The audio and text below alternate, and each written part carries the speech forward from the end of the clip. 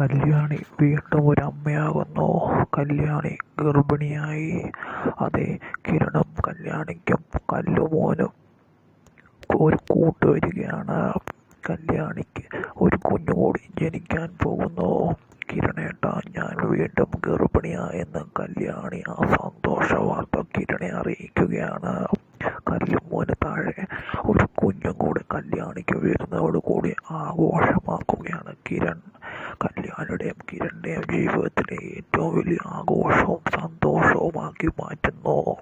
എന്തായാലും അധികം വൈകാതെ തന്നെ അങ്ങനെ സംഭവിക്കുകയാണ്. കിരണും കല്യാണിയും വീണ്ടും ഒന്നാവുകയും അവർക്കിടയിലേക്ക് ഒരു കുഞ്ഞുകൂടി വരികയുമാണ് ചെയ്യുന്നത്. രൂപയും ചന്ദ്രസേനും ഏറെ സന്തോഷിക്കുന്നു. ഒപ്പം സോണിയും. ഇത് കണ്ട് സരിയോനും അതുപോലെ തന്നെ പ്രകാശനും മുത്തശ്ശിക്കും ഒന്നും സഹിക്കാൻ പറ്റുന്നില്ല. അവർ ഇങ്ങനെ പ്രതികാരം ചെയ്യാമെന്ന് വിചാരിക്കുന്നു. എന്തായാലും അധികം വൈകാതെ തന്നെ കിരണും കല്യാണിയും ആഗ്രഹിച്ചതുപോലെ, കിരൺ ഏറെ ആഗ്രഹിക്കുന്നത് പോലെ, കിരൺ എപ്പോഴും കല്യാണോട് പറയുന്നത് പോലെ കല്ലുമോന് താഴെ ഒരു കുഞ്ഞും കൂടി വരേണ്ട